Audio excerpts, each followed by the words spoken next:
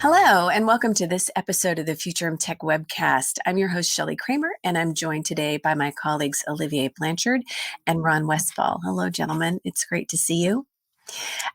Before we get started, I want to give our disclaimer. This show is intended for educational and informational purposes only. We are technology analysts. We have thoughts and opinions which we share. We might, in the course of this show, mention publicly traded companies. And please know this is not intended as investment advice of any nature. It is intended for your listening and viewing enjoyment. So with that, we're going to get started on our show, which is really all about breaking down the election week in the United States and taking a look at security and technology and data and how all of those played a role and are playing a role in what it is that's going on right now in the, I think maybe what could best be characterized as tumultuous post-election days in the United States. Is that a fair assessment, I think? Anxiety, yeah. Anxiety. So yeah, it's been a roller coaster of a week. We had an election on Tuesday. We figured it would be a nail biter, and a lot of the things that were predicted actually came into play. Pollsters getting it wrong, social media insanity, propaganda here and there. And the importance of data and analytics for projections has really never been more important. One of the key things that I keep, I have 14-year-old twins, and they're learning, they're really interested in this election and they're learning. So we're having a lot of conversations about how things work. And, some of the questions that they've had for me is, what's going on? Like, why don't we know? And, with technology the way it is, why is this process so slow? Why don't we know what the results in Pennsylvania are? What's happening in Georgia? Why are these things changing? And I think one thing that I have even had to step back and remind myself and also educate myself about is that, voting laws are different in every single state. And so what happens in Missouri, where I am, and in Texas, where you are, Ron, and in South Carolina, where you are, Olivier, I mean, it's just all different. And it's been, and part of that, those differences are also, party driven, and Democrats and Republicans oftentimes can't agree on a lot of things. And so we've seen lots of, I don't know, arm wrestling or tug of war or whatever, just trying to get all these things sorted out. One of the things that I thought was interesting to mention was that Pennsylvania, for instance, doesn't start processing absentee ballots until election day morning. Right. And, there was never any way for those votes to be counted early.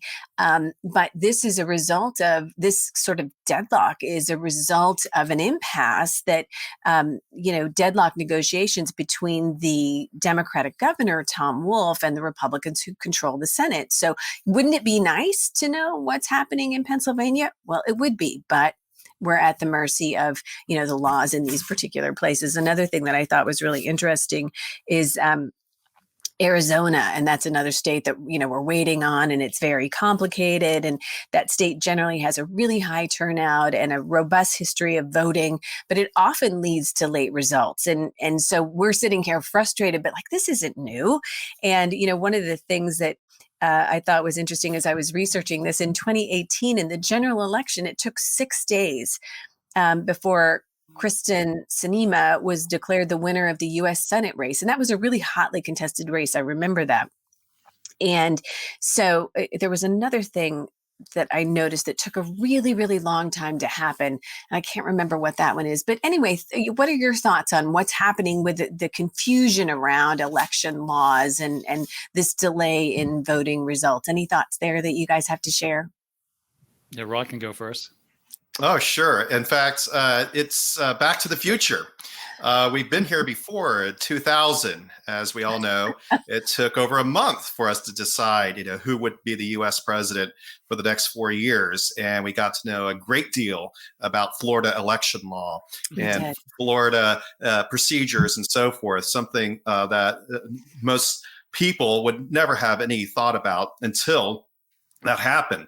And so what's playing out here is a parallel. we're already almost 1 week past the election, and we still don't know who's going to be the U.S. president officially.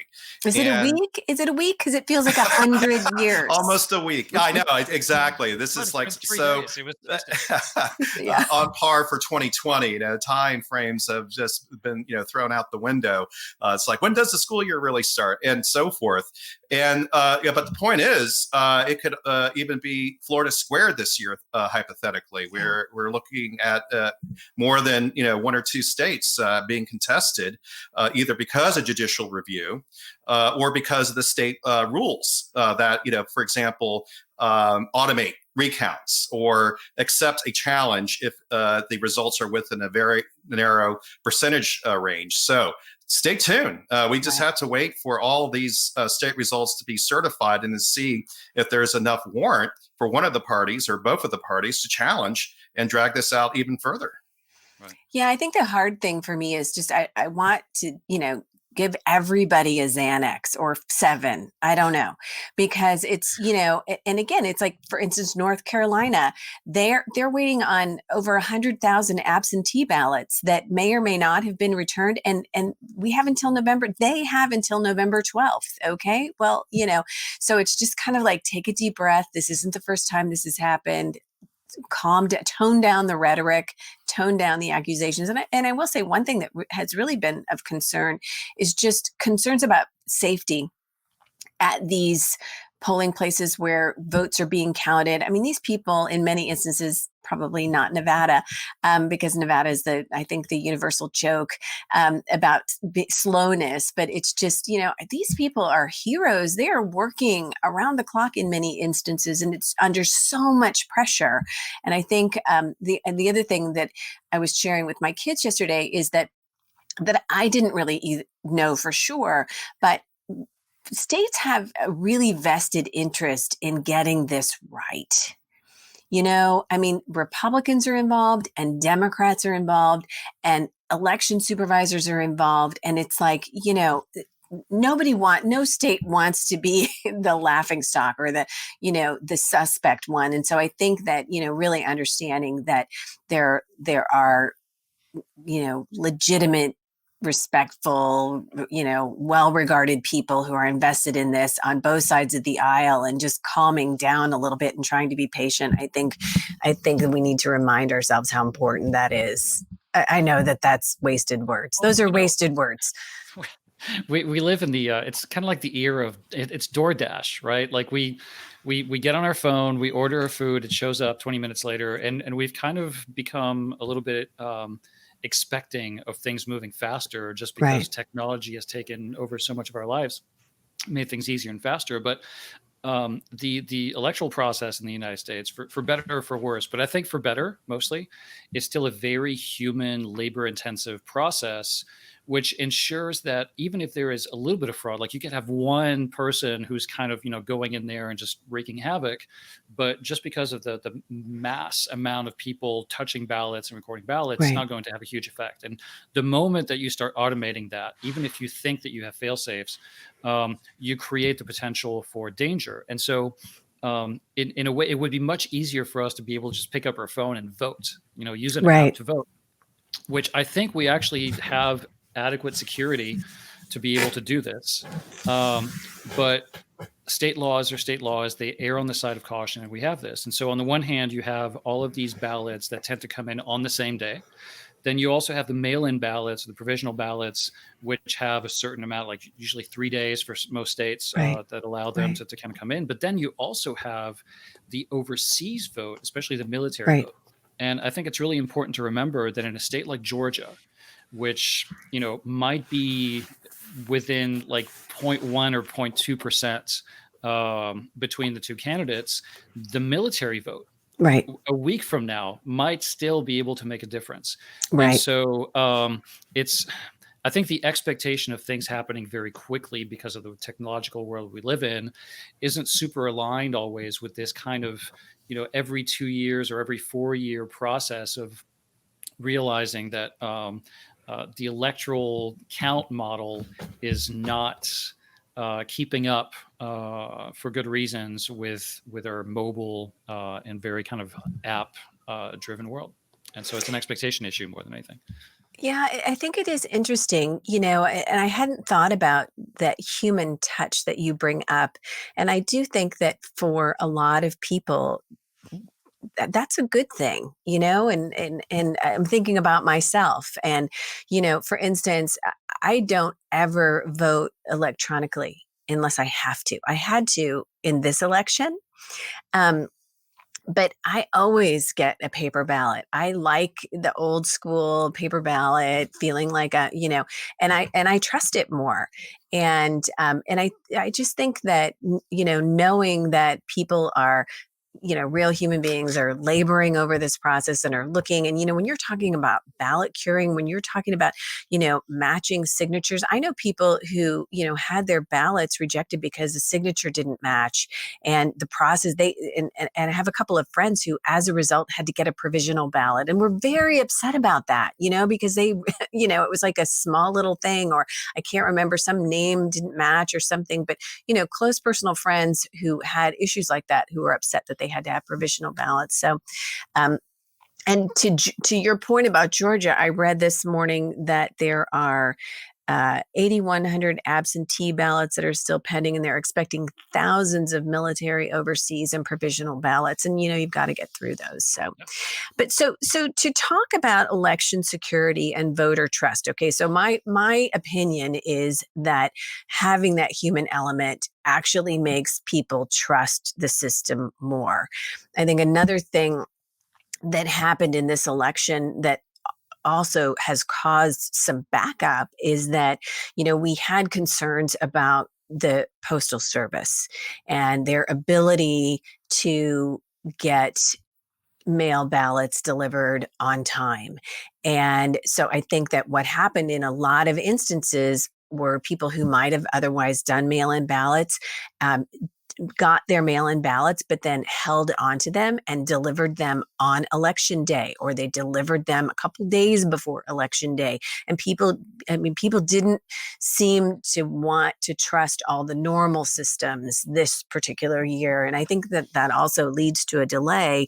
But let's talk a little bit about election security in general. That was a big factor in the 2016 election in a number of ways. And, for the past 4 years, that's been a topic of conversation. Did it happen? Didn't it happen? Whatever. I'm not going to go there. But we do know that there were some security issues, some cybersecurity issues with this election. You want to talk about some of those, Ron? Or do you have, I want to be sure you've shown up in a suit. And I just want to be sure that we maximize your exposure, because you dressed up today, and Olivier and I, we look like the schlubs that we are. But anyway, Ron, do you have any coastal elites? Right on. It's my security suit. And yeah, it's an excellent issue. I think there are a couple aspects here. This election cycle is unique because of COVID-19 and the pandemic. And so that did usher in all of these new voting capabilities that really hadn't been in place before, because there was genuine concern that going to public polling places would spread the virus. So that opened up the options for more mail-in voting, for more absentee ballots, et cetera. And so, yeah, it does present a distinct challenge this election cycle. And so what will be interesting is, say, in the midterm elections or either the next presidential election, will these same provisions still be in place? Because some states discovered they liked this increased flexibility, or some will dial them back. Now, going to the issue of fundamental security, yes, there was speculation, for example, of international intervention. But to Olivier's point, the voting system is so heavily distributed that it's really hard, theoretically, if a hacker got in and manipulated one county, that would alter the outcome of something like a national presidential election, let alone a state level election. So the odds of that are very insignificant, although it's theoretically possible. And I think I'm going to dust off one term that hasn't really been used recently, but could be well suited for election cycles because of their predictability. It's going to happen, at least in the US, every 4 years and every 2 years for various elections. And that the technology of blockchain can actually address many of these security issues. And so I think that needs to be revisited after this election cycle. If you're really serious about having assurance across the board for all these votes, blockchain can actually be the answer for this, even though it might not be applicable for other needs. So this, I think, is a takeaway. So I'm going to actually stick to my guns and talk about why blockchain needs to be reconsidered between now and the end of the year, at least. Absolutely. I That's a short window to get that in play between now. I mean, well, I could talk God about love it. you. Yeah, you can definitely talk about it, Olivier. Let's hear what you have to say. So I think the more manual, the more we stick to paper ballots, I think the more likely it is that you're going to avoid at least external influence from hackers, from hostile agents, from foreign actors. And that's definitely one of the threats with electronic voting machines. So on the one hand, we know that electronic voting machines are not plugged into the internet while the vote is ongoing. We know this, and it's usually a talking point on TV when pundits talk about this. But what they don't talk about is these are machines. They have operating systems that need to be maintained and upgraded. And so on the one hand, you have some machines that are running very old OSs and very old software that is definitely vulnerable when one of those machines becomes connected to something or becomes upgraded, or there's a software update, any kind of maintenance, and you connect them to a network, which does happen between elections, then that's when the machine becomes vulnerable to some kind of hacking, some kind of manipulation. Somebody could plant something in there, or even just kind of to collect data. I mean, there's a lot of things that they could do. On the other hand, there's another vulnerability that has nothing to do with the machines, and which has to do with databases of voter registration, state by state. And so, and even like per county. And wherever those databases are, on the one hand, they can be accessed, collected, and then distributed somewhere on the dark web, as people like to say. But that information can get into the hands of hostile actors or consulting groups that will help Group A, Group B, or Group C do some targeting or better understand where to focus their efforts if they want to create interference or target very specific messaging for voter suppression or else in certain areas.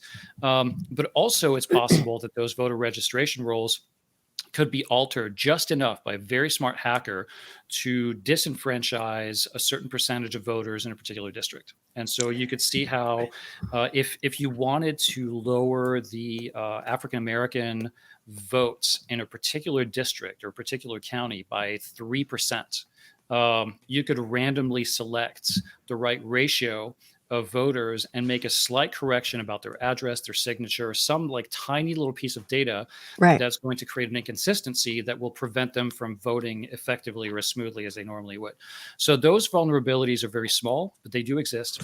But to counter Ron's point a little bit, while it's true that on the whole, a small impact in a county or a district during a national election seems insignificant, we also know that national presidential elections in the U.S. are often decided by about a dozen counties in the United States. And so if you have access to that data, and over the course of several elections, you test and you probe and you get the right formula, you could get lucky and be able to perform that kind of mission that would result in disenfranchising just a few thousand votes in very strategic areas that will affect the rest of the election. And so we have to be cautious, because sometimes very small and very hard to detect can be extremely, extremely effective. Extremely effective. I read when speaking about election security, and I have some friends. I have some friends on the internet. No, I have some friends who are actually very, very immersed in efforts to stop voter suppression, and I've learned so much from them this year and some of their efforts. But beyond that, I know that I watched, and I'm also in some Facebook groups that are. Specific to certain interests and things like that. And over the course of the last month, I've seen some really interesting things shared by people, things that they received in the mail, emails that they received. So when we talk about things like voter suppression, I have personally seen examples of what it is people receive. And one of the campaigns that we saw, was voters in Florida and Alaska received emails, and they, these particular actors, and they believe that these were Iranians, Russians, and some other cyber operatives. But I think that this was identified as an Iranian effort. But these voters in Florida and Alaska, they received emails warning, vote for Trump or else. And the U.S. officials determined that this was Iranian influence specialists. Oh, way to be an influencer. But their emails said, you are currently registered as a Democrat, and we know this because we have gained access into the entire voting infrastructure. And this is what one of the emails obtained by the Alaska Public Media said. You will vote for Trump on election day, or we will come after you. Change your party affiliation to Republican to let us know you received our message and will comply. Okay, so this is not a slam on Republicans or Donald Trump in any way, but what it is to look at one set of, copy for a message that somebody got. And you know what? Like if my mom got that email, and by the way, my mom's dead, so she didn't get one, but my parents would be like, what? Like, I'm nervous, and this is a little bit like a ransomware campaign, right? Do this so we know you got our message. And so when you talk about the ability to hack into voter registration databases, I have to believe that's incredibly easy to do, because what we see from a security standpoint at the government level is very, very outdated, lackadaisical, cringeworthy. So this is the kind of information that's available to hackers, and they can do a lot with that. One of the things that I also saw as it relates to security is that what happened in this election is that the Department of Defense went on the offense. Okay. Instead of playing the defensive game, they went on the offense, and they really wanted to make it through the voting season without a major cyber attack. And I think we accomplished that. Now, there were some things here and there, but I think as of today, we don't have knowledge, or I certainly don't have knowledge of a major cyber attack that happened. And one of the things that, they called this, American operatives called this hunting forward. So they surveilled the work of Russia, the work of Iranian and other cyber operatives, and they really tried to get out in front of it. And I know that I have seen reports over the course of the last couple of months identifying something here to be on the lookout for. And I always actually like it when they don't really share many details, because I always wonder, like, when we share exhaustive details about campaigns where we've thwarted cyber attacks, how much good does that really do us? I don't want to tell people what we did to catch them. I just want to catch them. Yeah, I mean, it's not too bad to let people know, hey, look, be on the lookout for this, right? Right. And especially this kind of like ransomware adjacent campaign, which, to your point, would be very effective with my parents. Right. Because they would completely believe it. And yeah. But it's scary too when somebody says to you, I know where you live, I have your phone number. That's scary to me, So anyway, I think that campaigns like this can work. And to your point, sometimes all it takes is they just have to work a little.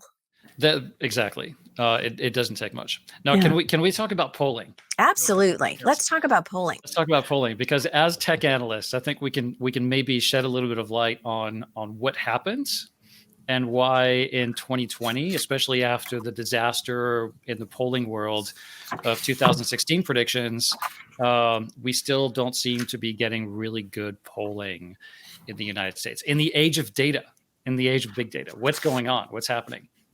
And so on the one hand, I think just kind of like as a meta, and please feel free to step in and tell me where I'm wrong or if I'm missing something. We always do, Olivier. Yeah, I know you do. You won't hesitate. But I'm giving you permission, just to be magnanimous about it. So I think that we're so used to the Facebook, Google, YouTube, to have all of these platforms that are extremely good at collecting data, at crunching data, at coming back with very specifically targeted messaging in terms of time, place, etc. The data game of these platforms is so good that when we look at pollsters, there's a disconnect. We're like, how is Facebook's data so good? How is Google's data so good? But pollsters who do this for a living can't get this right. And so I just kind of wanted to make people realize that Facebook is a closed ecosystem where you're pushing in data all day long. All of your behaviors, all of your clicks, all of your comments are analyzed, right? And you're on Facebook, but a lot of people are not on Facebook. Right. And many voters are not on Facebook. They're not really using Google for certain things in a way that would help pollsters. And so there are different types of data. And there's a lot of commercial data about your purchasing behaviors, your things that you like and don't like, your tastes, whatever, that don't really translate into national polls at all. And so if pollsters were to stick to the data being collected by Google and Facebook and did nothing else, they would have a very skewed view of the United States. And so, for instance, pollsters in 1936, polls were off by an average of 12% compared to where the actual like voter sentiment was. Now it's 2%. So we've gone from 12% in the 30s to 2%. But that's pretty good. That's very good. And we are actually really within 2%, even though it seems like we're not. Response rates, however, have gone from 36% in the 90s, in the mid 90s, to 6% today.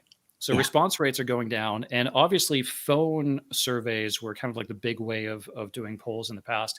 Now that's not the case. We quit answering our phones. So the internet is the next best thing. The problem with the internet is, on the one hand, about 10% of Americans are not on the internet. And there are very specific subgroups. So you can't really target them this way. There's also no central register of email addresses, the way that there's a central register of phone numbers and addresses. So you can't canvass the same way on the internet. So that's another issue. And then, so what you end up with on the internet is really having to shift to an opt-in survey model. Opt-in surveys tend to be 6 to 10% off the actual benchmark data that we get from pollsters that do national benchmarking surveys. So now you're 6 to 10% off, which coincides with the error of the pollsters when they're looking at the national average and sentiment between Biden and Trump, or any candidate for that matter. And they also tend to have a really hard time surveying under 30 voters. So you were saying there were a lot of them. Yeah, there were more of them this time. And also Hispanic adults are very difficult to reach with opt-in online surveys. So on the one hand, we have this expectation of big data, like huge data crunching and specificity, because of the apps that we use and the technology platforms that we use. But at the same time, polling for political purposes is a completely different scape. And then secondly, we don't really have an effective mechanism for pollsters to be able to get a clear view of what everybody feels. They'll get very good data in some areas and very poor data in others. And that's what you're seeing. And I think that Ron might have some insight into how AI is being used, perhaps not as well as it could be, in trying to bridge that gap between that kind of 6 to 10% off and where we actually need to be. Let's hear it, Ron. Well, wonderful segue. I took the words out of my mouth, Olivier. And yes, there was some expectation that AI engines would outperform traditional polling institutions. And we've seen, for example, aggregators like Real Clear Politics and 538 be incredibly off in terms of the outcome of the 2020 election, not just at the presidential level, but also down ticket at the state levels in terms of Senate and House races. And it reinforces your point. There just has to come up with better ways of sampling. We know one takeaway already is that sampling rural areas is more challenging. And so there just has to be ways to figure out how to either work around that or get better information from rural areas. A second one is that there does need to be more refinement of ethnic breakdowns. For example, grouping Cuban Americans with Mexican Americans is not a good idea. It is going to throw off your data and information in places like Florida, for example. So these are some lessons learned, but then also showing like in AI, the information is just as good as what the information that's being accessed by the pollsters. So even the AI engines can be off. In fact, if you looked at Advanced Symbolic's Poly engine, it was off even more than the pollsters. And this, I think, is indicative of the fact that the AI community also needs to learn the same lessons as the pollsters that we're pinpointing here. And this is something that while a analytical outfit like Kcore was pretty good at predicting elections in places like Taiwan and UK, they can't really use the same methodology for the US elections, quite simply. And so I think this is something that's a bit of another surprise and a clear takeaway that the entire universe of the polling community is going to have a black eye from this. And also, quite frankly, the AI community. Nobody really nailed this right, except for some outliers. And this is just fascinating. Here we are in the era of big data, and we still have to get the right data. What we need is an era of correct, precise data, not big data. I think that the pollsters, the whole, data and pollsters and all that is so interesting. But I think that, a lot of the information that I relied upon, and, we all take in and process information differently. But what I expected to happen in this election happened. User behavior is user behavior. Okay. And we know that in certain markets, voters tend to do this. And we know that in other markets, voters tend to do this. It's like the Arizona, and what they're going to do in Arizona. And we know that a lot of their voting is going to be done by mail. And we also know that, generally speaking, Republican voters go to the polls. Now, that's in a non-COVID year, right? So you have to factor that in. And when you also factor in the concerns about a global pandemic and, some people being cautious and everything else. But I think that, what I expected to happen, and we're certainly not through this yet, was that there would be certain things that would happen on election day, and then following election day, other things would happen, and we would see those results beginning to change because of the great influx of the mail-in votes. And this is, a huge year for that. And so I didn't really ever look at it as pollsters were incredibly off. And again, I didn't sit in front. I knew, and still, am trying to cling to sanity. And so I just didn't park myself in front of the TV all day, every day, because I knew that I didn't want that. Again, trying to cling to some sense of sanity. So to me, I didn't look at this as the pollsters were so off. But what I did find was that, and analysts, I think the same knock can be fairly made against us.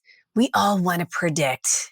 We all want to make predictions, and we all want to be right. And I think that in spite of the fact that we went into Election Day 2020, really knowing that we were not going to go to bed at night and know what the outcome was. We knew that. Everybody told us that. Almost everybody told us that. But yet we expected that to happen. And the news media, across every outlet, projecting and guessing and everything else. And I think that that's all contributed to sort of our sense of frustration and our sense of not knowing. But again, like we went into this. Tell me, we went into this really knowing that this probably wasn't going to be decided on election day or the next morning.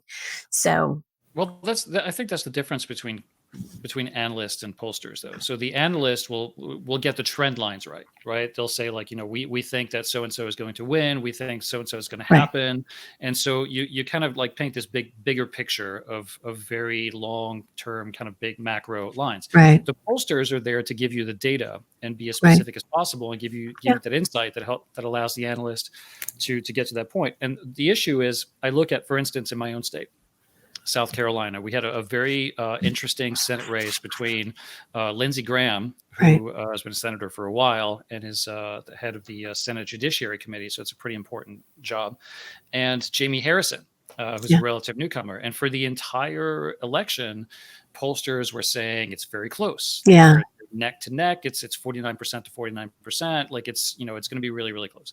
And it was nowhere close. It was nowhere close. Double digits difference. And so, on the one hand, analysts can be generally right and get away with it. Pollsters who are off by that much have some explaining to do. And so, what was that? So, take that campaign in particular. What has been the feedback in terms of how were those pollsters so far off? I think that pollsters in this case, and I don't want to point any fingers, I have no evidence, this is just my opinion. I think sometimes pollsters, like analysts and like anybody else, can get into a mode of telling the story or giving the insight that they're paid to give. And so I think that there might have been on the side of some pollsters, for whatever reason, whatever the motivation was, a tendency to want to make this race closer than it really was. Interesting. Well, it was one of the, was it 90 million? I know I have his campaign, Jamie Harrison's campaign, and Amy McGrath's mixed up in some instances, but I know that those two campaigns were incredibly well funded, like so much money. Yeah. Well, when you look at Mitch McConnell and Lindsey Graham are very important, opponents for Democrats. So I can see how their perceived vulnerability would have brought in a lot of dollars from out of state. And I know that a lot of people were donating money from, and I'm not talking about corporate interests. I'm talking about just voter donors. Absolutely. Just donating to Jamie Harrison's campaign, Amy McGrath's campaign from every state. I think I heard that the bulk of that money actually came from out of state. So I think that's interesting as well. Not necessarily a bad thing. So let's take a shift here and let's talk about the market. Let's talk about what happens in the market. I know you have some thoughts on this, Ron, in terms of, why the key U.S. market indexes are up and, what do you think? Well, perhaps it is a consolation for everybody, regardless of their preferences politically, and that is quite simply the markets prefer gridlock, and it's looking like that will be the case at least at the national level, and for that matter at the state level. Even though the presidential election outcome is undecided right now, it looks like there is a solid likelihood that the Republicans will retain the Senate. That's unofficial, but that the indicators are pointing in that direction. In the House, there's a smaller majority for the Democrats, but that slender majority will be is still yet to be determined. But the upshot is that historically, the major U.S. indexes have performed better in this scenario, and it's for a couple of fundamental reasons.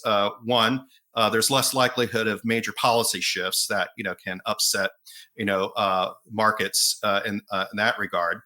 And secondly, Jerome Powell, not exactly a household name, but he is the U.S. federal chairman, and he's a steady hand who's ensuring that as we work through both the global COVID-19 pandemic, as well as the undecided aspect of the U.S. presidential election, that there won't be any surprises in that regard when it comes to fiscal and monetary policy. So this is a bit of a shining light, and I think something that is helpful as we steer through this next era of unknowns during the year 2020. The year 2020, the year that will never end. Yeah, I think that's what it is. Might be even better. Well, there's a lot ahead, that's for sure. So do you have anything you want to contribute about the market, or in closing here, Olivier? Yeah, I mean, everything that Ron just said is spot on, I think. And what I've heard, the feedback that I've heard from my friends in New York who deal with this stuff a little bit more than even we do, is that politics aside, and however they may have voted, whatever, in terms of the markets, they like that there's going to be stalemate and gridlock in Washington, which is kind of counterintuitive, because whichever side you are politically, you don't like gridlock. We complain about gridlock, but the markets actually see this as stability right now. Right. Because we're obviously, if Biden wins, there's going to be a radical shift in the White House and in terms of foreign policy and all sorts of other aspects of governance. But as long as the Senate doesn't turn Democrat, there is going to be this kind of, okay, checks we're not and going to be able to balances. get anything like major done. There's not going to be a lot of like real big shuffling that could upset markets. So that creates this, ironically, this aura of stability, or this expectation of stability, that's actually healthy for the markets right now, for investors. So yeah, markets should be up for a while. Had we had a complete shift in one direction or the other, I think that would have been very destabilizing for the markets, but that's not the case. So what's bad for fans of politics and fans of policy in general is actually good for investors in this case, in the short term anyway. Yeah. Well, and that's not a bad thing. It's not a bad thing for anyone. We could use a little stability in the middle of a transition like this, because everything else is still shifting sands. I think we could definitely use some stability. Well, gentlemen, thank you very much for hanging out today. It's always a pleasure. And for our viewers and our listeners, thank you for stopping by, and we'll see you again soon.